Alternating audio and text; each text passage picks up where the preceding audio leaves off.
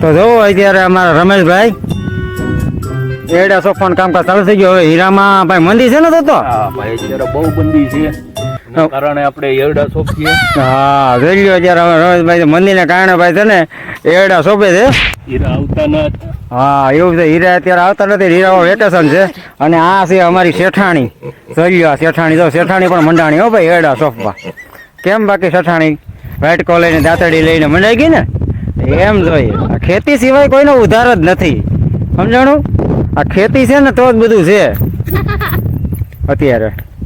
એટલે ભાઈ ગમે એવી પરિસ્થિતિ હોય કે 2 વીઘા 4 વીઘા ખેતી હોય ને ઘરની, તો એમાં કંઈક રળીને ખાવા થાય. બાકી હીરા ઉપર તો કાંઈ રહેવા એમ છે નહીં. અત્યારે હીરાની પરિસ્થિતિ લગભગ તમે જોવો તો મોસ્ટ ઓફલી બહુ એટલે બહુ ખરાબ છે, બરાબર? અમે રમેશભાઈ જો હમણાં 15 દીધા ભાઈ હીરા આવતા નથી. 15 દિવસ વેકેશન પડી ગયું છે, એટલે ભયંકર પરિસ્થિતિ આમ તો ગણો ને હીરામાં બહુ નબળી છે. હા એટલે કહું છું. આપણે એરડા સોંપવાનું ચાલુ કરી દીધું. હા એટલે એડા વેલા થાય ને તો હું છે કે રળવા થાય કાંઈક એડામાં.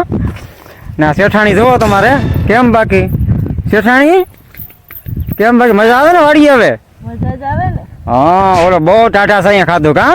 હા હવે તડે તો ખાવ. હા સો ભાઈ પ્લીઝ એક લાઈક, ચેનલ સબસ્ક્રાઈબ અને વિડીયો સારો લાગે શેર કરવાનું ભૂલતા નહીં.